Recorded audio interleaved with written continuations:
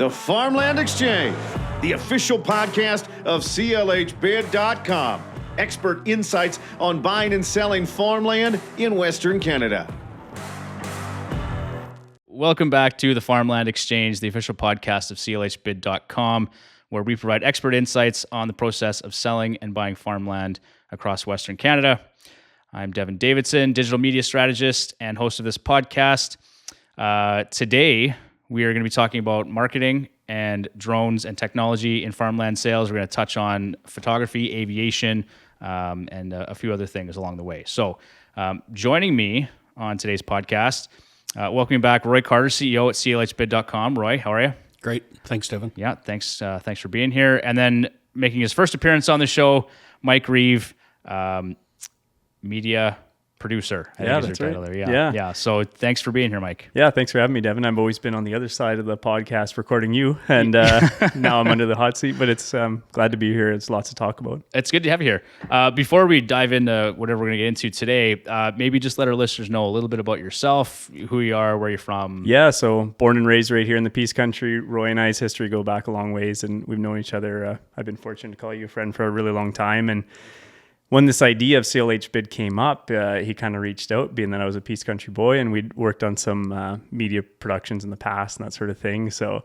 it was really cool to see this idea from inception to where we are today, recording this podcast here at the Centennial Carter Farm. I want to point that out, that we're in the studio here. Allie was gracious enough to lend us her tack horn, which works out really good for a portable studio here for this podcast. So. Absolutely. Yeah, you've been involved basically from day one. Maybe talk about that a little bit, how Roy approached you and So maybe I'll interject there, but he said he joined the team because he's a local boy or Peace Country. Not really. I mean, we hooked up because he's world-class videographer and been to Chile and around the world, New Zealand doing videography. Sometimes extreme videography. One of the best in the world, certainly as far as sledding. So that's really, we knew we wanted to go to a different level as far as marketing if we were going to get into space. So definitely it wasn't a case of hiring a local kid, it was hiring the best, right? You go ahead, Mike. Yeah, I appreciate that, Roy. So taking us back a couple of decades now, I went to college, got a business degree, and ended up pursuing my passion, which was filmmaking, and started a filmmaking production company here in the Peace Country. And that passion took me into extreme sports, like Roy was talking about, mainly snowmobiling. So, and that's taken me around the world. And then jet boat racing has been a big part of that too. And that's taken me down to New Zealand a number of times, and Australia in different areas. And it's been a pile of fun. And then taking all that knowledge of the production work that I've gained over the few decades of doing that professionally to bring that to CLHbid was like so much fun because it was a new challenge. Roy said he always wanted to do stuff at a higher level. And I think we see that at CLHbid, everything's done at this like really well-to-do level. And that's, I think, that's what people deserve when it comes to selling the farm. And, they've got generations of history into this farm. So it's like, we want to do it right. And when Roy Carter tells you that, then you kind of get the green light to get creative and you put your best foot forward. And I think that's what we did with bringing all that knowledge of production work to it. And it was pretty cool because it did shake up the industry a little bit off the bat, I think. Hey, Roy? Oh, yeah. And I mean, from your point of view, it's not as exciting as hanging off a skid in a helicopter with a bungee cord on your back, shooting riverboats doing 120. So I do appreciate that. And a big deal, though, I think your background grounded. You also worked in the patch. You get it. You can go to farms and, we get great feedback. It's like, talking to Mike about cars and, Mike's racing background and stuff. So, that's just, you just don't send anybody with a drone to a farm and kind of hit it off because, again, it's their life. It's everything to them. And they got to feel totally comfortable with the whole team. And so appreciate that. How you work with farmers. I appreciate that, Roy. And when Roy alludes to some of the other production work that I've done, other listeners might have seen it, but like companies like SledNex or 509, I've been producing with them for over 15 years now. So that's, in the winter world, which is a ton of fun. And again, it's just bringing that expertise of like, how do you film that sort of stuff? How do you make it entertaining? How do you make it worth watching? And then bringing that over and Roy mentioned the jet boat stuff, and we probably shouldn't get on too much of a tangent here. No, 'cause this is good. Listeners want to hear more about the farmland and what we do with drones, but the riverboating stuff is a lot of fun. The technology that they have in there and how we're having to capture that, like Roy said, underestimating 160 mile an hour riverboats, flying up and down, and we're filming them from traditional helicopters. Yeah. The only reason we're not using drones in the current technology in that market is just because the drones don't have the distance, to keep up with some of the boats. Yeah. But it's a ton of fun to, again, take all that production work and apply it here to CLH. Absolutely. Well, so changing gears, like for you,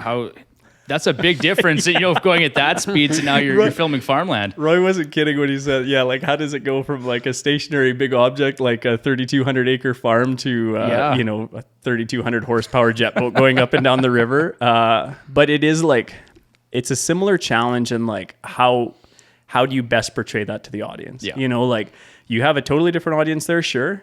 But I think people appreciate like what they're watching is going to be something worth watching. And I think like whether it's a piece of dirt on the ground, like some people can just walk over and not think anything of it. That dirt means a lot to a lot of people, and there's a lot of history there. And it's like, how do you pull that out? How do you tell that story? Yeah. What's the history there? Like, what is that dirt scene? If that dirt could talk, like I want to share those stories with locals or potential buyers of that land and say like, why is this so substantial to them? So let's maybe peel the onion back a little bit there. Let's talk about your process when it comes to the dirt telling a story. How do you get into that?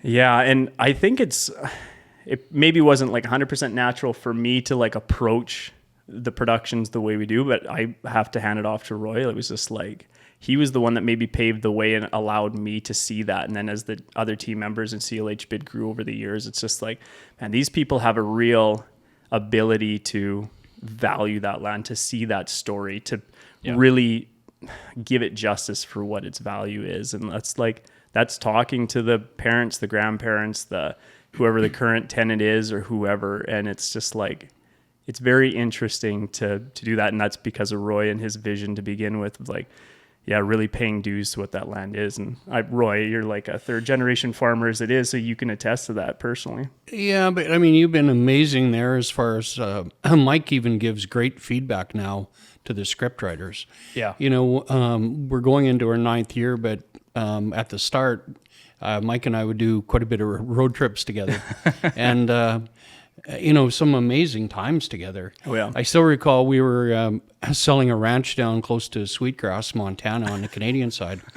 And I don't know if we have enough podcast length for this story. I got this. The owner of the ranch, we left Milk River, and he didn't like my driving, so he told Mike once we got to his ranch that Roy was not to drive back and Mike was going to drive. He didn't know Mike was a race car driver. I believe he agreed to the sale. Yep. Okay, CLH, you guys can sell my land only if he drives back and Roy, you sit in the back of the truck. Oh, yeah. No. We were on a mission. We're kind of jumping around, but that Richard, we were talking to him and Mike got out to drone. And again, the respect. Mike's asking him about the farm and he gives that to the script writers and that. And he was telling us about his girls. And he had 3 girls who were now about 45 or whatever. Yeah. And Mike's out droning and it was a skiff of snow. Yep. And the farmyard was, nobody was living there anymore. Everybody left. And he was living in town with his wife in Milk River. But anyway, I was saying, so Richard, when you look at that yard, you see 3 little girls running around, eh? And it was quiet, and I looked over, and there was tears coming down his cheeks. And he just said, Roy, if we're going to get this sold, you got to quit talking like that, right? And two deals to get the deal was one I couldn't drive back, and the other one, he wouldn't let us put up any signs. He just said, I can't deal with signs right now. The big part of it at the end of it was Mike's videography telling the story about the farm, and they've got that as a keepsake, right? Yeah, you talk about that Sweetgrass area, and like you ask a videographer, hey, can you make this look at skiff of snow like you mentioned? So it was, November, December time of year.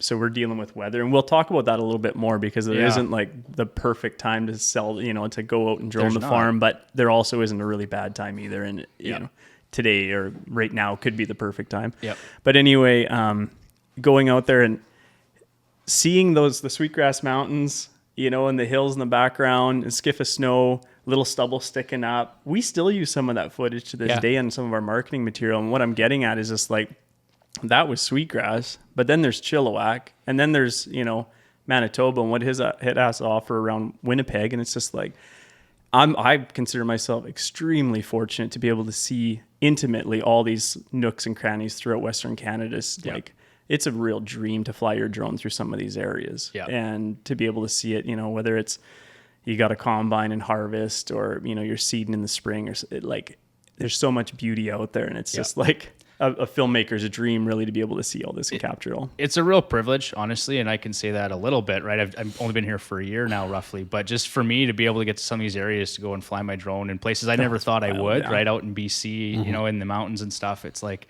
I never had envisioned this for my profession, and sometimes my wife likes to joke that I get paid to take pictures of fields, but it's like that is part of it. But I mean, it's a lot of fun, right? Well, and I'm glad we're talking about this, and we have a long format to get into some more of the detail, because it's like from the outside looking in, it's just like, oh, you film farmland. Oh, that must be pretty boring. Well, you don't get to meet the people. You don't get to hear the stories. You don't get to like understand what that means to a whole third generation family. Sit at the kitchen table with them, which is a huge privilege. Like I get to do that, and I get to see and hear these stories. And it's just like, okay, now press the green light and try and go out there and you capture this to what the stories they were saying. Like, and in a short format, people are busy these days. We try and get it online. We're trying to advertise this. And it's just like, how do you capture all these elements of this realm of this, 100-year-old farm in this short 10-minute video, and it's tough to capture all the nuance, right, of that sale. Yeah. We sold for a fellow 4 or 5 years ago. He'd never seen his farm from the air. And unbelievable. It's stuff we take for granted. But we took him the laptop, Bridget and I, of Mike's video production with the script and the voiceover and that. And he just wanted to know the button to hit for replay all the time. And he must have watched it 10 times before he'd talked to us. Wow. And he'd never, ever seen it from the air. And it was time to leave. And he'd got a place in town, but just awestruck with it, right? How important, Roy or Mike, is it for potential buyers to see that film, to see that piece of property from the air? I think we've seen a big shift in even, going on 9 years in my time here of like, there's potential bidders or buyers that don't even necessarily need to walk that land anymore because of the technology and what we're providing them. Like high-res stills, all the information written out, a nice video of it, and then the whole legal team to, do the due diligence in the behind the scenes of actually like writing everything out and explaining it really well is just like, that's really interesting to watch that happen, where technology is really providing them that I guess it's just like a security blanket essentially from, doesn't matter if you're downtown Calgary and Winnipeg looking at, land in BC, it's like you kind of get all the nitty gritty of that for sure. So sorry, Devon. No, I was just going to ask you, Roy. Sorry to cut you off, but how have you seen that shift then over time? Like, has it opened up a market that you maybe didn't think was possible 10 years ago? When we went, 10, 11 years ago to build CLHbid, we didn't see list working. We didn't see tender working. We didn't see auction working. Auction was often a map with a yellow marker as to the squares that are being sold. Right. And they were just squares, often like an appraisal will have, right? And we knew if we were going to get into it, we wanted to take it to a different level. So Mike had the vision of scriptwriters, voice actors. I mean, we had a lady a few years ago that said, you can sell my farm, but only if I have that guy's voice. And it was like, yeah, you can have that guy's voice. And but Mike's put that all together. But we sold a ranch probably 3 years ago, and it went exceptionally well. It sold sort of outside of the local area. And a couple of professionals bought it. And they called afterwards, and they were on a link call. They were in two different cities, but they were both in Alberta. And they said, she said, is there a house on that ranch? And I was like, really? You're asking me if there's a house on it? And there's no house. And then she said, well, my husband wants to talk to you. He was on the link call. And he said, would it be good for cattle? And it was like, yeah, it's a ranch, good moisture, lots of grass. And I said, like, you guys haven't looked at this, eh? And it was like $2.5 million. And they said, no, we haven't looked at it. We just saw the video. And I said, so what are you gonna come and look at it? And yeah, we're gonna go rent a helicopter. We'll fly up, rent a helicopter, go look at it. And I said, you guys been watching Yellowstone, eh? And they laughed. And it was like, yeah, we've been watching Yellowstone. Unbelievable, eh? Wow. Yeah. Yeah, not all sales go that way, but No. some buyers That's are an in that example position, of, literally for people like that, Mike can capture that better than walking 3 miles across pasture, right? Yeah, and even if you do walk the land, the perspective that the drones give from the air, it can highlight things that you didn't even know were there. Sometimes even farmers didn't even really see it from that perspective themselves in the last 50 years of being there. So it is really interesting to give that perspective and, to be able to have someone walk the land without even having to be there. It's a game changer for sure. And Mike understands light, and Yes. you had to go to the farm at the right time of day. I mean, we've all driven on a paved highway or at really low light, just before dark. You can see ruts in the road, in the pavement, right down the middle, and that's not really what the road looks like, but it does at that certain light level where it's coming straight across, right? Yep. And that's where, Michael, I know you're conscious of all that stuff, hitting it at the right light and doing it right. Yeah, you don't often think when you watch the end product, why the voice artist highlights that or why you flew that direction or, it looks so seamless. And that's when you got a decent operator behind the camera. It's just like, you don't know they're there. You don't even think of that sort of stuff because it looks so natural. And that's when we know we're doing a good job, is when you don't even think about it. Well, and I was going to say, the barrier to entry, a drone now, the cost is not that high anymore, but it's one thing to have a drone. It's another thing to have a good operator, someone who has an eye. We talk about Billy all the time as having, that eye, and Mike, you're very much the same, right? Very conscious of those details. Yeah, the whole team. I mean, Amos, Billy, yourself, Devon. Yeah. It's really cool. We have to cover a big geographical area in Western Canada. All 4 provinces. It's a lot of farmland out there. So we're fortunate to have a really cool team. Yeah. And I'm very excited to get your guys' footage into the editing studio and be able to work the magic from the back end to actually put all this together with the script that's written and James's voice, and then what you guys put out, or myself, or whatever drone. It's really cool to use technology for that advantage. So coming back to barrier to entry, you said like anyone can grab a drone. Sure. Is it cinematic? Well, I think that's the difference, is like, why did you get into droning? And we've met so many people. We do work with other contractors as well. And it's just like, why did you get into droning? Well, the drones were there. I kind of like RCs and I've used them. Okay. So you don't have a photography or filming background, and it is sometimes evident with drone operators. And I think a lot of people feel, I grabbed a drone, they're really cool. You could fly do that. Sure. Yeah. It's awesome. But, drones to me, when I started in video production, it was standard definition, then went to high definition, then went to 4K. And throughout all that time, you're trying to get creative and you're trying to move the camera in such a way that you want the audience to go with the actor or whatever is transpiring through that film. For sure. With the drones, it opened up so many doors. And I can remember some stories. Early days of drones, octocopters, they were worth $120,000. We were down in Utah and we were using one, and it was more cumbersome to bring that drone up the mountain to do filming in the backcountry than it was to just hire a traditional helicopter. And I know we'll talk more about traditional helicopters because they've served a big purpose in filmmaking. But at that point, I'd probably logged 200 or 300 hours filming, like Roy said, with the door off and standing on the skid of a traditional helicopter, various sizes and capacities, and knew what they were capable of. And when drones started coming out, I was very excited because I was like, you could fly through, under trees and different areas where you're not going to put $1 million helicopter with people in it. So it was really exciting, but it had a learning curve to come, like everything else with technology. And they're really cumbersome, really big, really expensive. The operators didn't really want to fly them in, dangerous, let's call it, situations or whatever, low proximity. So it was really limiting. But thankfully, fast forward to when, Roy came up with the genius idea of creating CLHbid.com, drones had come to a point where we started actually using a traditional helicopter on some of our first jobs. Yeah. And, we're fortunate enough to have the experience knowing what they're capable of. We go out, we film these big ranches and things like that.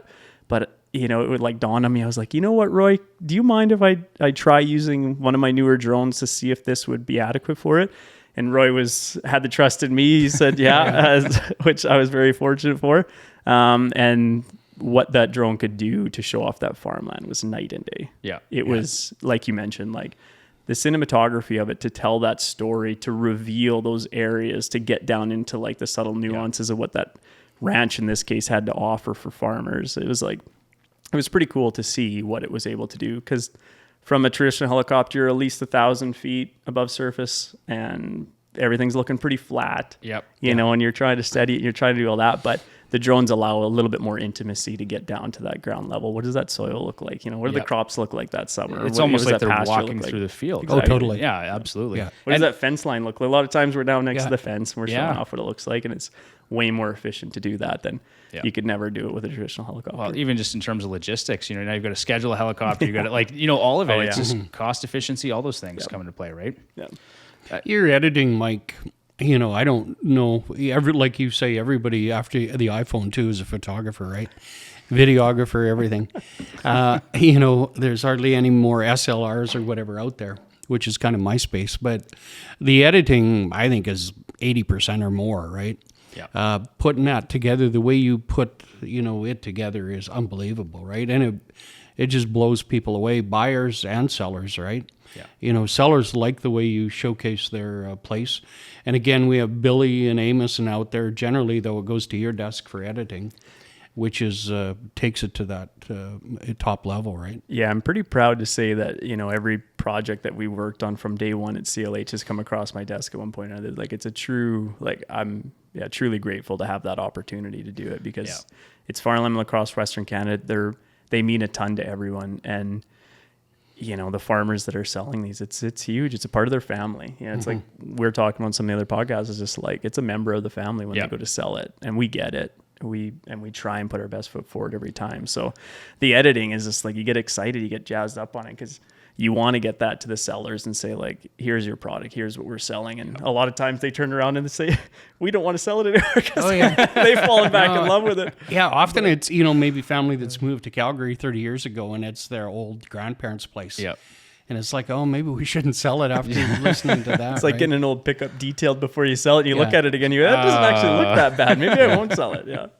No, I can say, Mike, I'm thoroughly impressed with how serious you take all of that. And the amount of requests that must come across your desk. I know how many requests I send to you for different formats and things, and you're always so quick about getting back. It's like, yeah, I need a 9x16, 15-second clip, and you're like, yeah, I'll get it. And 15 minutes later, here's Mike, and it's like, it's just done perfectly. So yeah, that comes back to, again, technology. We're at the right place at the right time. Like CLHbid, you know, the concept of it in the marketplace today. Would it have worked 20 years ago when, you know, before iPhones were really prevalent, before people were out in the fields combining with an iPhone in their hand or looking at social media with, you know, high-speed data everywhere? It's the right place at the right time. And I think it was like a good synergy of, like, CLHbid was the right idea at the right time. Mm-hmm. I think any earlier, and it probably would have shook the market too much, that people didn't have confidence in the system. Yeah.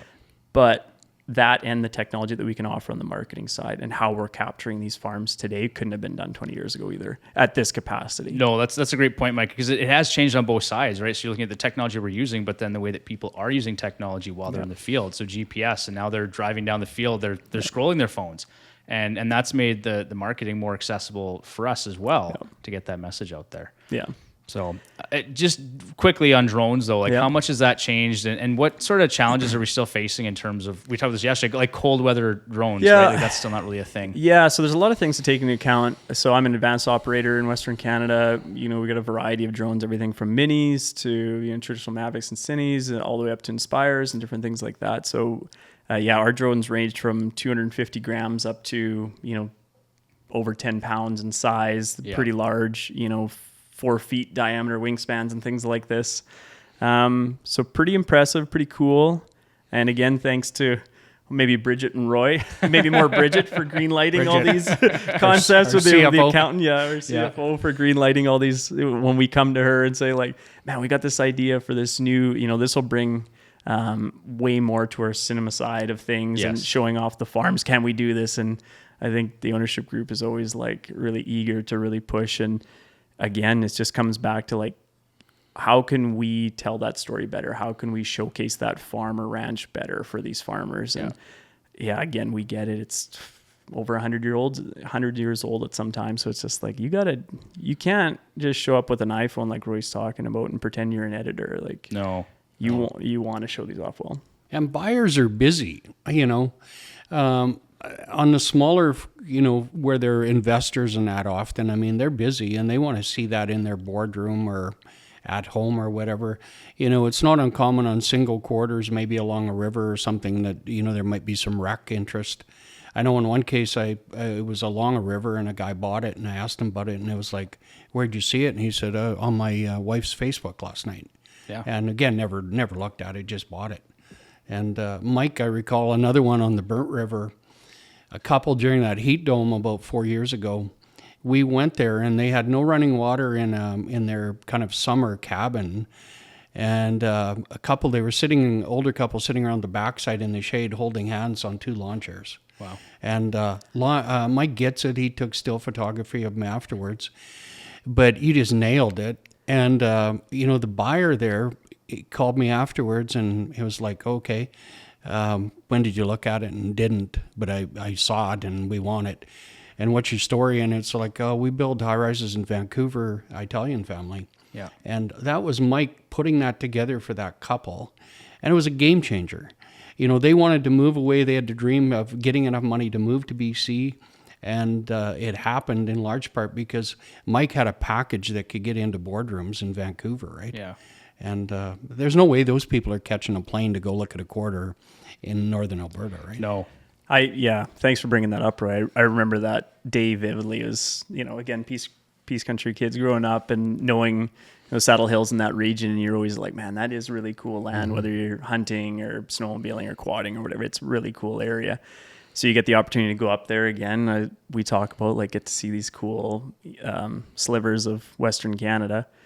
And that couple, like you mentioned, I got to spend the day with them, and passion. You talk about passion, how much they love that land, right? Yeah. And one thing that I want to mention on the podcast is, again, being lucky to be able to go out and see these farms. And we work with an amazing team that don't always get to go meet all the farmers and everything in person or go get to see the farm. So I consider myself extremely fortunate for that. But there's a lot of times where I try and grab pictures of the current owners, or the family members and send them back to the team. And that's huge. And then you always get feedback from the team members to say, like, thanks so much for sending the pictures of the people.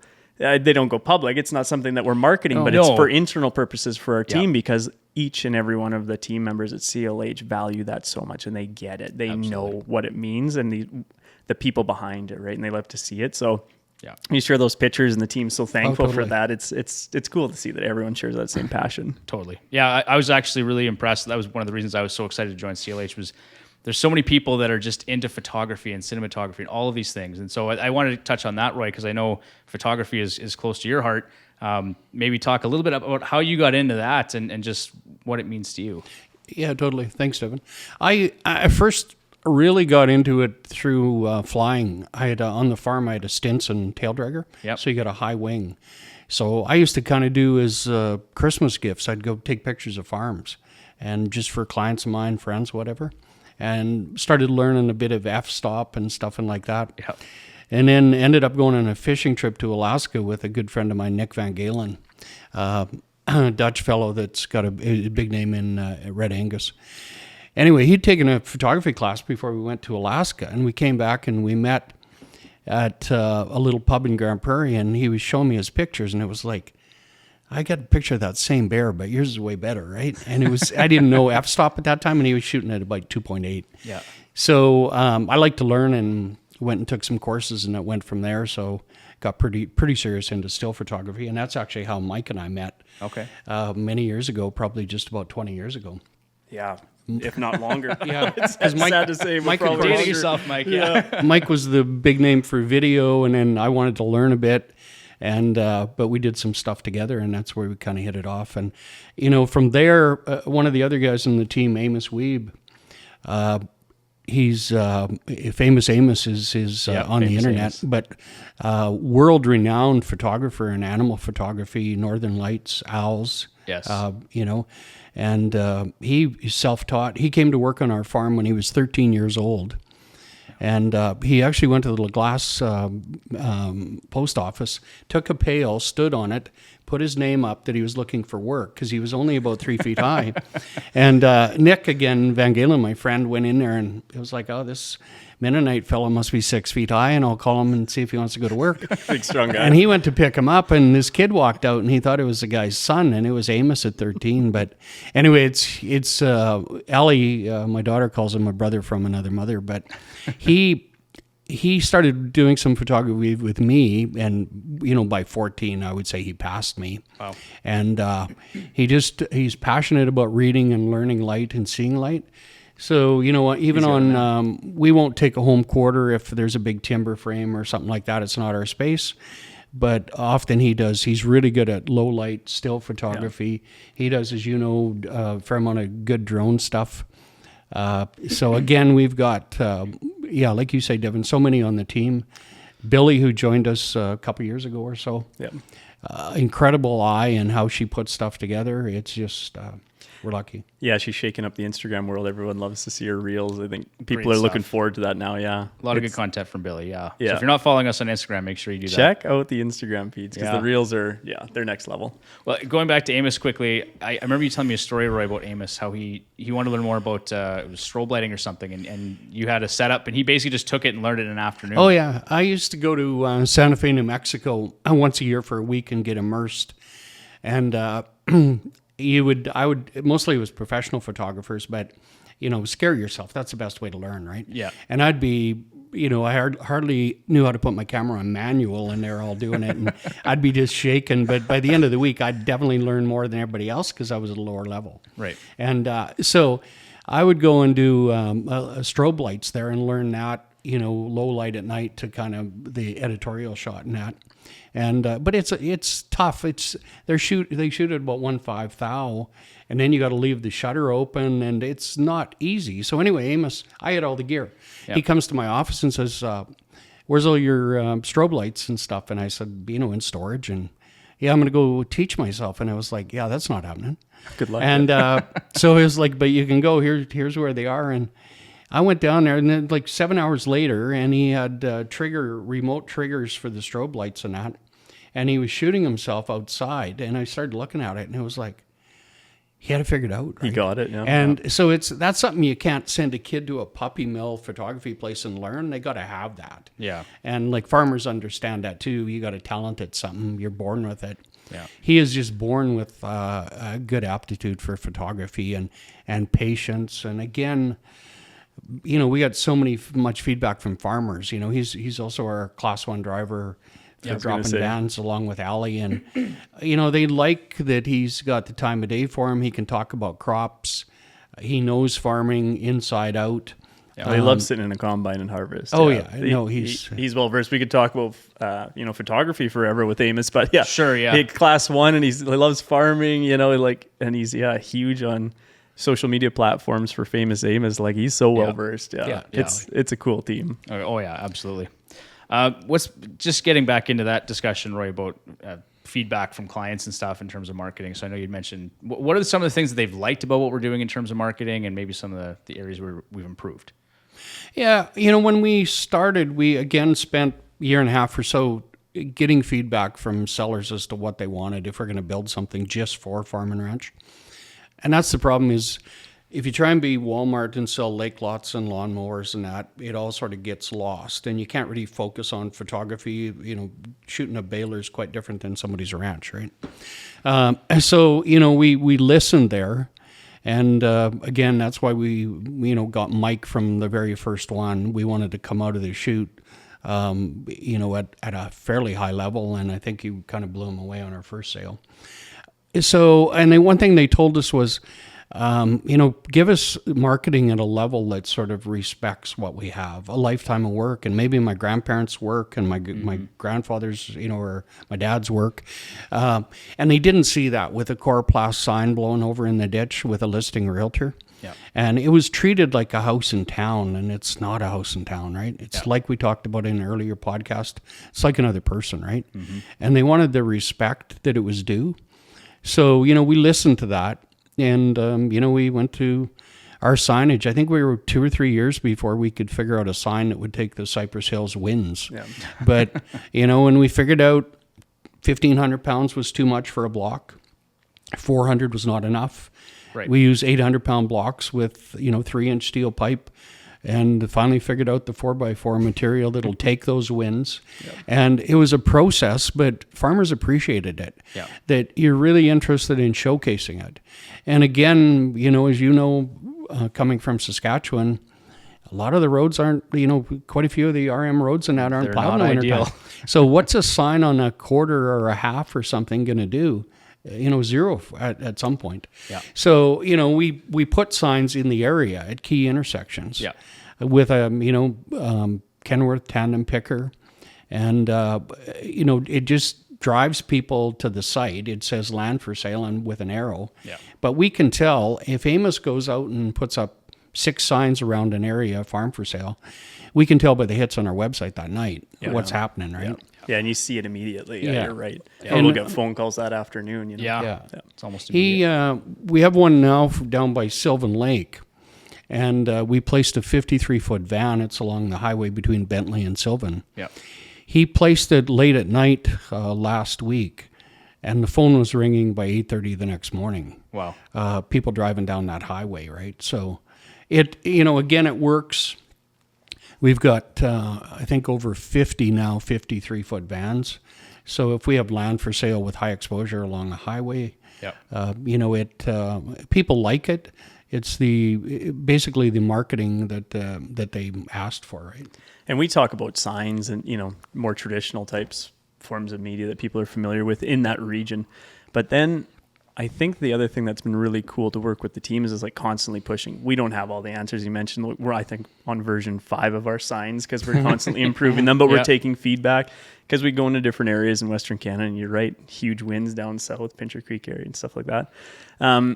But also on social media. So farmers, when you bring to them and say like, okay, we made this really cool video, and you show them on their laptop. Well, that's really cool. They want to show their friends, their neighbors, potential bidders, right? We take it one step further and expand that all over social media. We want to make sure that every potential bidder is present on sale day. So how do you ensure that all this Western Canadian audience can see this or potentially bid on it on sale day? And that's what the power of social media, again, coming back to the right place at the right time. And that's what, everything coming together to allow this. And the farmers don't have to know that, but they have to have the trust in CLHbid that we do know. So team like yourself, Devon, to bring that marketing powerhouse to them, grab that fantastic video that potentially you shot or Billy shot or Amos or whatever, and goes through the editing process, gets that great script. Well, we need the whole world to see that, right? And they deserve the whole world to see it on sale day. No, they do. That's one thing is we want to make sure we bring, like you said, as many potential bidders to the table as possible. And I think we do a fantastic job of doing that as a team. I will say, Roy, just going back to the signs quickly, is those vans, that is the CLHbid.com signature. Oh, yeah. Right? I mean, it's so many people recognize. I talk to people in Saskatchewan all the time and say, I've seen your vans here and here and here. and that's how I first heard about the company as well. So, it's really interesting. And just in terms of digital, Mike, it's changed so much too. Huge. It's changing constantly, new platforms all the time. But now we are on, I think, literally every social media platform that... And should be, right? Like if you're selling a farm like that, like Roy mentioned, there's so much history there. It's like... You really have to put your best foot forward and make sure that it doesn't have to just be on a billboard at the local hall or anything like that. Like it should be worldwide, and it deserves to be. So, it's a game changer for value at the end of the day for the seller. Yeah. We're not regional. We got into it knowing real estate tends to be regional, just the way they are. And, normally not licensed out of province and that. We knew we wanted to be across Western Canada. Yeah. There's these borders don't exist for farmers and ranchers looking to set a kit up. Yeah. And the land at Tisdale is as good as the stuff at Bentley. Bentley call it 1.6 or 1.5 a quarter. Tisdale is lighting it up now, but a few years ago, maybe 400 for the same land. Where are you going to set a kit up? You're not looking at that Saskatchewan border. Yeah. So you need to be across Western Canada. And we've got foreign ownership rules in Manitoba, Saskatchewan, Alberta that we totally respect and get. For some reason, they don't have them in BC. So, when we sell in BC, and we just sold the big ranch there that Mike was a big part of, I mean, you get people on from the States, from Australia, But it's all because of the videography and the packaging, right? Yeah. How about we talk about that project? Do you I want was to, just Devon? going to say, dive into. I'd love to dive into that one. So yeah, we featured a pretty big, extensive ranch in central BC this summer, and Devon and I know we were talking about this podcast and leading up to it and things like that. And Yep. Devon, you were fortunate enough to see it, set boots on the ground there on a big marketing push that we did. I visited the ranch on 2 separate occasions. So we had video production crews arrive at that ranch on 3 separate occasions to make sure that we were at the right time of year, not to just show it off properly with nice fall colors, but then we were there at their branding. And, we were really immersed in what that ranch was accomplishing, which was, really high-end cattle at the time and, really showing off the land in a great way. So we arrived 3 different occasions, big crews, just to basically show it off on an international stage like Roy's talking about. And maybe people think, is that really necessary or whatever? But if it's your ranch, I think you'd be pretty happy, or I would be anyway, absolutely. myself, to see that CLH is, bringing that to the table for sure. Yeah, and not just you and I mean, Roy was out there as well. And how many CEOs of a company are camping out somewhere? And Oh, it was fun. Roy wasn't just hanging out. He was out there with his camera. He's taking photos. He's running. That's the level that the team goes to, right? But I think that's talk is fairly cheap, but we could sit there and say, oh yeah, we love ranching. No, we love ranching. we were presenting the opportunity to be at that ranch. Well, who wouldn't take that opportunity? And I think that's the difference is Allie was out there, Billy was out there, you were out there because we were presenting the opportunity. Hey, could you guys come out for a weekend, capture this, shoot it? Absolutely. I loved do I it. need more of an invite? No, absolutely. it was crazy. When they said, do you want to come out? I said, yeah, I'll be there. I like the day that I was there when Mike's friend that's a sled videographer and he also does stuff around the world. We're talking about Josh, right? Yeah, sorry. Yeah. But he had this, it was like, if I'm going to get those cowboys and the horses, I got to be on a horse. And then somebody asked him, you ever been on a horse before? And I was like, no.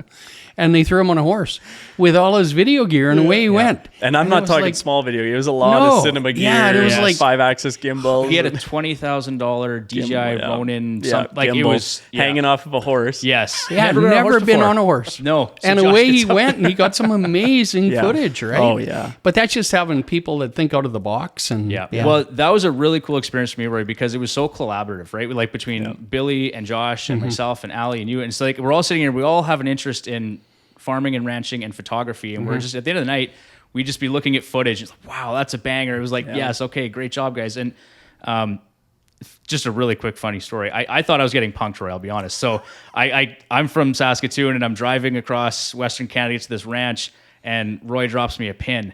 And there was an accident. So, of course, I didn't get there in time. It got dark. And I'm driving in the middle of nowhere. There's absolutely zero light. I've never been here before. It's a ranch in the middle of BC. I'm kind of driving on this dirt road going through the valley, and no cell service. No cell service. Eventually, I see a light way off in the distance, and I'm like, okay, I think that's where I should be going. And I wasn't driving really fast, but maybe not as fast as I should have been, because the next day I saw the drop-offs on each side of the road, and I went, I should have got a little slower maybe. But I thought they were sending me to the middle of nowhere. I thought it was like an initiation thing. Roy was just punking me, but I got there anyway, and Roy was so welcoming, and I had a great experience. And thanks, Devon. The owners themselves too were so.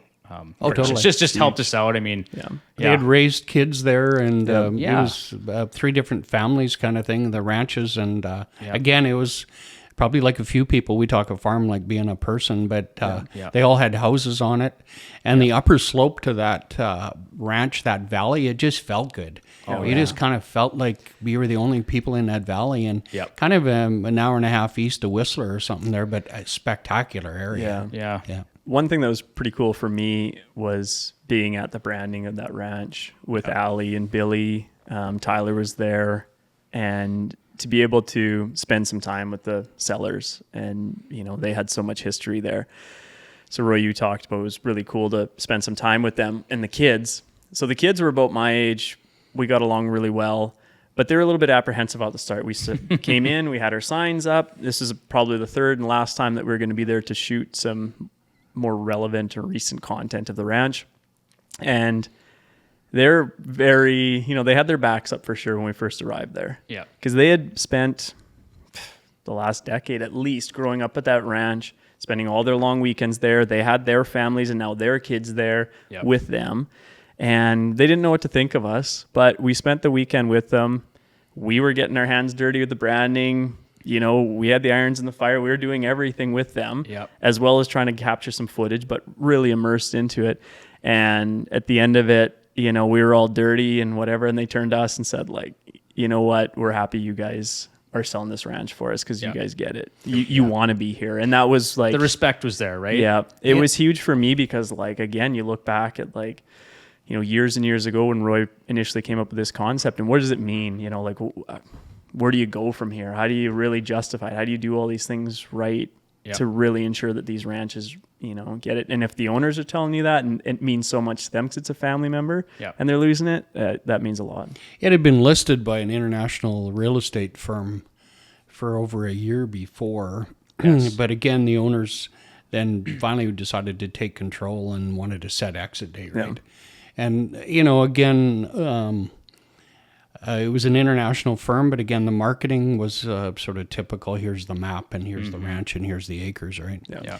Whereas, you know, Mike made a Yellowstone movie out of it, right? Oh, it was incredible. Yeah, it's and that makes my job so easy, Mike. Honestly, as a digital media buyer, it's like if I have great content to work with, the reach and the awareness and the engagement online is just so much more than it would ever be if we had sort of typical video content. There's a few potential sellers that we come across or, you know, got to meet later on in CLH, and they said, like, I started getting onto your guys' YouTube channel and I couldn't turn away just because I liked watching every, you know, farm or ranch across Western Canada. It was kind of like drew them in for a bit. We've got our own, you know, channel that provides that sort of entertainment or content for farmers. But it's cool to hear that people, enjoy that high-end production. They do, and it feels authentic too, right? Because we, like you said, we understand it, right? It's this is coming from a real place, and we get what's important. Yeah, a lot of times we'll use the, you know, the owners of the ranch or farm in the productions themselves, whether they're on a combine or swath or you know, they're out riding horseback or whatever, but they're kind of involved. So you talk Hollywood. This isn't Hollywood. This is like this is what you're getting out of that ranch. You know? Yeah.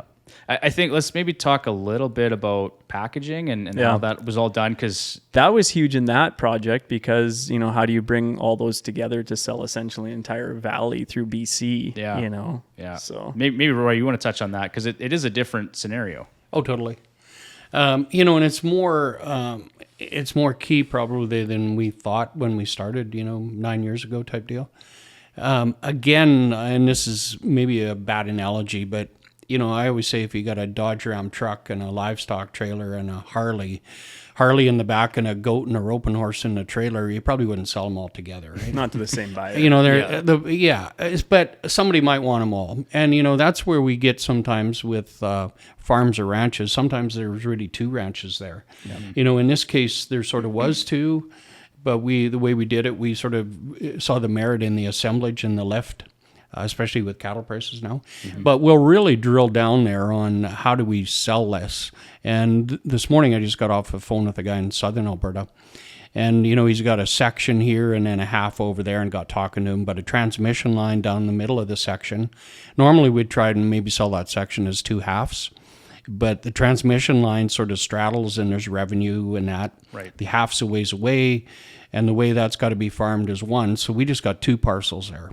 Yeah. But you know, we'll try and drill down and maybe get 3 or 4 out of that, but then we have our on block, and we may well have, as Mike knows, but this is important when he goes to shoot as well.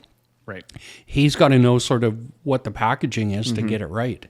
So, you know, it's not, we sold 53 quarters in Saskatchewan near Kindersley a few years ago, and we had, I think, 2 or 3 on blocks because some land was on the Alberta side by Compier, Kindersley, some up north. Well, you're not going to have one buyer for those, and not generally. And so the key to monetizing is not to put it in one grab bag because you're going to get hurt bad. Right. And that's kind of what we saw happening. You know, the reason it was packaged as one by realtors often is the farmer rancher would say, I don't want to be left with one shoe or one rubber boot. Yeah. You got to get the job done. So I need the same. I don't want all my equipment here to farm 4 quarters if I've got 18. Right. So they would just package it together to make sure it got done. We get it done on one day, but we still engage as many buyers as possible. Yeah. The packaging, you're right. We have to wrap our heads around it when we're capturing it. Yeah. To understand, you know, how we're selling it and how is that going to appeal to the neighbor, how far can they come to make it enticing? Are they going to travel 10 miles down the road to farm that? Or, is it just a single quarter that maybe a neighbor or, someone in close proximity would really be attracted to? And how we shoot that and how we market it, how we package it, all the marketing material that goes along with it is, it's pretty cool to see. It's such a cool concept. I can't say it enough that like the hybrid of CLH taking all the best parts of how farmland was sold for the last however many years in Canada is like now improved because all those good positive elements are brought together into CLHbid. Well, and with that specific project too, I mean, there was multiple owners, there was options on it as well. There was all sorts of considerations. It's not a cookie cutter thing. It's a complex process, right? So yeah, often in a case like that, there was hard options on the assets. So the high bidder had the option then to take hay, cattle, equipment at a set price, and they knew that price ahead of time. So they knew if they were high, then what their strike was on those options, right? Yeah. And if they didn't want them, some people would like to change out the yellow for green iron or whatever. Mm-hmm. And I saw a sign at a farm the other day east of Fort Saskatchewan, and it said, "Tractors are like watermelons. Keep the throw away the green and keep the red." And so everybody's we don't force the equipment or hay or whatever with a farm, but we'll often do that as just a straight option. We did that in that case. Yeah, and in that case they get like a turnkey ranch, if they want it. It's just as it was working, it's working now with the cattle, with the hay, like you're saying, the equipment, everything. You could literally walk in there the next day and just operate it like it has been, which is advantageous for a lot of buyers. Right? In yeah. that case? Yes. Totally. Yeah. Yeah, and the manager wanted to say too. So it's such a good turnkey operation just to keep operating like that. Well, I don't know how much you want to touch on the ranch manager there, but there was a lot of history there, right? And so that was part of the story too, was capturing that. Yeah, history. That's been weaving its way through this whole podcast. It's the history, right? Yeah, doing it justice. Like, how do you show that? How do you make sure your grandfather or great grandfather are going to be happy with the decision you're making? Maybe you're a professional now, you went to school or whatever and moved to a big center and you still have some farmland in your name, and it's just like, well, you want to do them right, You do. Grandparents lived their whole life there, in some cases forged rivers to get here and, broke the land themselves and, created that sense of community around them. Roy knows all about that because we're sitting on this centennial farm of his. Was it your grandfather that established this one? Yeah, totally. So, I mean, how do you do, would you make them proud by making this decision and choosing CLHbid? And I think that's what we keep coming back to is just like, it doesn't matter if you're talking to part of the sales team or just nickel answering the phone, anyone really at the team, but we all get it. We're all putting our best foot forward. So, well, I mean, and there's a really powerful line, right? We ended up using it in our marketing. So Roy, we're sitting at the kitchen table having that conversation with Brian and the ownership, and he said, "This is my home," right? Yeah. And that was just still, he lived in that valley his entire life, and that became a part of the marketing itself. It was just really interesting. Yeah, he spoke as if he was a custodian for that valley. Yeah, and it came down from his grandparents. Yeah, and that's cool to hear, right? Yeah, it's really interesting. Mike, in terms of technology, I think we're maybe nearing the end of this podcast here, but how do you see that changing in the future? Is there anything, AI, technology, where do you kind of see things moving in the future? Yeah, I think, AI's got to be on everyone's radar today. It's such a buzzword right now, and it doesn't matter what industry you're in, you have to be aware of it. Autonomous tractors now, it's touching everyone, right? For sure.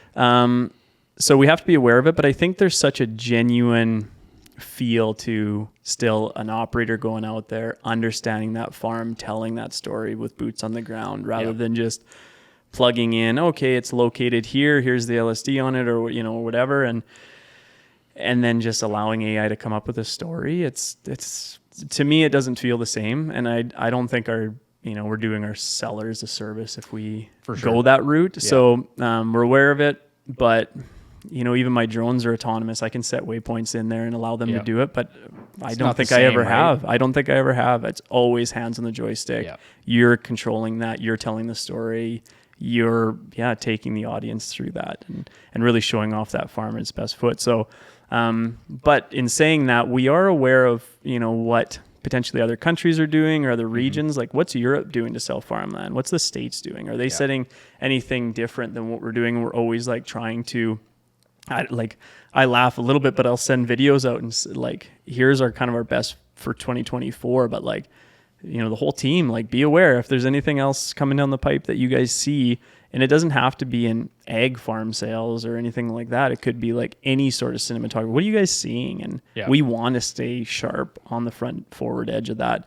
And I think we've seen ourselves, I'd like to think, as a leader in that space since we've incepted in day one. Oh, definitely. I agree. But we want to be there. And we're not just going to sit on our heels and say like, okay, we're happy with the drones we have, or what we're doing, or how we're doing it. It's if a potential seller came to us and said like, we want to hit this region hard, you know, we've got ties into this industry or something like that, make us a production that talks to them well, we're all ears, and hopefully, you know, they're aware of us because of what we're doing well, you know. That's a good point, Mike. Everything that we do is done in a custom way. It's very strategic. Every sale is unique, right? Yeah, exactly. And so we approach that and we look at, okay, who are we trying to reach and which geographic regions, and that filters out into everything that we do in terms of our marketing, right? Yeah. You talk about like, okay, there's a lot to think about when you go to drone. Sure, the weather, sure, the time of year, sure, you know, meeting up with the client, getting the right mapping, for instance. And you can't, you know, overstate how powerful our team is, whether it's Grace or Shannon working on the maps in the back end. When we get there, we know exactly the outlines of what we're packaging, how we're packaging it, and all that's provided for us. It's like, that's like a huge game changer for us to have all that already done. Yeah. But yeah, to get out there, it's bespoke. It's one-off. That farm will be showcased in a one-off manner that hasn't been done before through our system or anyone else. And Roy talks about other sales that have been, you know, out there on the market before we get there. And then it's just such a game changer when we're able to like really show the world what that farm is. When I started, it was basically Allie and I and Mike, basically the three of us with this idea. But to get stills, you know, when Farm would call, first of all, I had a cartographer who I would pay 2-3 days later to get me an image. Wow. With our team now, generally, you know, if we ask our team for images, I would say within the hour, we got all kind of imagery right away. Yeah. But I mean, it's we didn't know even where to access all that now, but we've got that all in-house now. Yeah. It's a total game changer. Yeah, we talk about the different versions of signs and refining that. Well, it's refining, we're using your mapping, and a lot of the time we're developing that. You know, how do you develop the website? You know, why is it so reliable? Well, that's not a plugin. Like, our videos aren't a plugin. That website format isn't a plugin. That's all in-house. You know, we've got tech guys that are world-class working on that. Yeah. And it doesn't matter if you point a finger at any area of this company. It's just like that. We definitely, if we're not already world-class or you're setting precedents in that industry, it's just that we want to be there. So that's right. And you just can't cheat there. You know, on our on-block, with those clocks running down to the second, and people bidding different provinces and that, there you got to be on the money. If you're out 2 seconds, somebody could get stuck with $2-3 million worth of land they don't want. They either want it all or none. Yeah, and you got to deliver. And so there's no, you know, plugins from that point of view. Like if it's close. We always say mediocrity doesn't work, right? Yeah. Mm-hmm. It's not acceptable. Yeah. So from that point of view, we brought it in-house and we got to be on the money.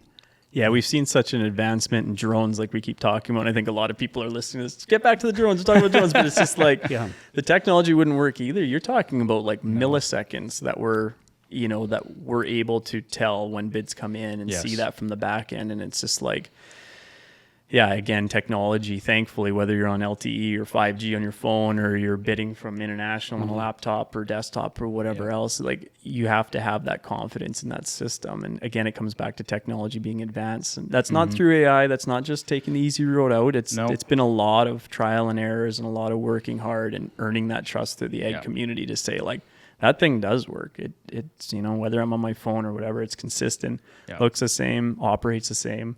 And down to the millisecond, you're bidding and receiving those bids and feeling it. And then the way I just have to go on a tangent for a second because like we have been involved in the website. You have to be. It's a website-based company. Yeah. So I've been fortunate to be involved in the website from day one, and to see that vision that Roy had is probably understated. He's pretty modest on this front, but like to see how that should work. And again, like be able to refine it, not just say like, no, that's how we're doing it and whatever, but like seeing how cattle operations work. And that's where universal close comes from, you know, to allow all parcels open at the same time, then closing. The dynamic close was such a unique thing for me too, to see like how it just keeps extending. And it's just, why does that operate that way? To just ensure fairness and open transparency to everyone. You know, like if you want to buy a piece of land, there shouldn't be games. Like there shouldn't be things happening behind the scenes. It should just be open and transparent and allow you fair opportunity at it. And again, it comes back to the marketing that we provide or the, you know, droning that we do, but it's just like allowing fair opportunity for everyone to a chance at that land. Yeah. And I think where I would see AI playing a bit of a role, Mike, is just generative search, right? So now things like Google has changed so much in the way that they operate. And so now when you search for things, AI is going to spit out a response for you, and it'll cite the sources for you. But now people are having to work a little less hard to get that information, right? Yeah. ChatGPT now has ChatGPT search, so now they're providing real-time web results. Yeah. So those are the kinds of things that like we're not going to use AI for what we're doing, but in terms of maybe how our potential sellers and buyers are searching the web, that's going to change, and I think that's relevant here because we're going to continue to stay on the cutting edge for our clients through time. It doesn't matter what it is, whether it's AI or drones or photography, cinematography, but we're all over it, right? And we love that stuff. Yeah. Yeah. Don't tell Amos he's going to have a self-driving Peterbilt go down and put up the signs in Saskatchewan for him. He's not going to get off that easy. No chance. Maybe before we take off here, guys, give me maybe one story between the two of you. Like what's one thing that stuck out to the two of you through working together for, 8 or 9 years? This is going to have to be a whole nother podcast in itself. It could be, but I want to hear some juicy stories here. That story in Sweetgrass with Richard was pretty funny. Like I still remember that. It was yesterday. I'll sell my land if you drive the pickup home. And I looked at I just looked at Roy. I just said, I've been telling you this for years. It sold well, and he came to the Ponoka Stampede as a guest then. Yeah. And we had him. Corey Stark, involved in our marketing, has large rain gauges. Yeah. And Richard was so happy they put tequila, about 4 inches of tequila in the rain gauge, and he drank it out of the rain gauge. So, There's a picture of that. Yeah, he's still to this day. Just a real beautiful family. Bianchi is their last name. Yeah, I mean, like you mentioned, early days of road tripping through some areas south of Medicine Hat there and seeing the fall colors and getting to visit these and really learn about the local regions of farmland has been, it's been huge for me. It's so much fun. And I can't thank you enough for having me on. Spending a night in the motorhome. I was in one end, you were in the other, but it rocked all night in that wind down there. Couldn't live down there. This farmer rancher there said, come to see us in the Cypress Hills just south. And it was directions were go over this hill and then you'll see a big Canadian flag straight out. Yeah. And it was like, what happens if the flag's not straight out? It will be. It will be. And we got there and the flag was straight out. And the wind was just howling. It must have been 80 mile an hour wind all night. But they had us in family and had a beautiful supper. And nice. It's just fun stuff like that, right? Yeah. Respecting their ranch and being part of their family for a bit. And it comes back to the CEO being willing to hop in a motorhome and taking a huge tour like that. I think we visited, 3 or 4 farms in southern Alberta, and maybe CLHbid looks a little bit different formatted this day and age, but we're still willing to hop in a pickup or go meet farmers anywhere in Western Canada, and it's huge to be able to do that. I can't say it enough that how fun it is. It's not hanging out of a helicopter chasing a jet boat doing 160 miles an hour, or like what I'm maybe better known for of like the 509 films that I produce and things like that in the winter months. But it's such a genuine challenge to say like you have like a snowmobiler going off of a 120-foot cliff is one thing. You do not want to forget to hit the record button. You want to capture that and do it justice.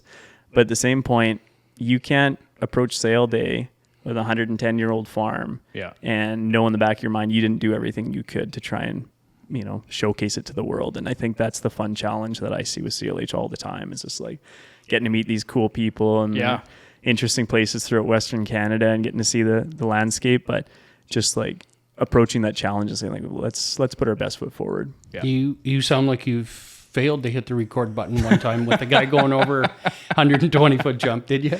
I still remain all good with all the Oh, pro okay. athletes out there. We're all very friendly. Oh, okay, So I haven't, but Okay. I have heard stories, and my God, I would not. I wouldn't want to be that guy forgetting to hit No. record. No, not at all. The athletes still want me to film them, so I must be doing something right. Okay. All right. Any parting words, guys? Or how No, are you I feeling just here? want to thank Roy, Bridget, Yes. Devon. It's been a pleasure working with you for the past couple of years. I'm so excited to see where CLHbid's going to go in the future, because I truly believe this thing's such a cool hybrid of everything good in selling farmland. And Absolutely. if I had family selling a ranch or a farm, I'd put 100% trust in CLH, because it's just everything good about it. It comes, and they get a really cool video at the end of the day. Yeah. Yeah. Yeah. To remember the ranch by. Yeah. We If got nothing the else. right people at the right time. It's fun. It's been incredible. Yeah, no, same to you, Mike. It's been great working with you for the past couple of years here. And Roy, can't thank you enough for everything you've done for me, and Bridget as well. It's Works just, two ways there, Devon. Yeah, absolutely. Thanks very much. Okay, well, thanks a lot, guys. This has been another episode of the Farmland Exchange podcast. If you enjoyed what you heard here today, please consider leaving us a 5-star review on your podcast platform of choice. This will be available on Spotify, Apple Podcasts, and wherever you get your podcasts. Please follow us on social media. We're on Facebook, Twitter, Instagram, TikTok, everywhere else you can find us. So give us a follow. And of course, this wouldn't be a podcast without a bit of shameless promotion. So if you are interested in selling farmland, please give us a call. Check out our website, CLHbid.com. All of our contact information is there. Or send us a quick email, info@CLHbid.com. We'd be honored to have a conversation. Thank you very much for listening. I hope this has been a positive exchange for you. Take care.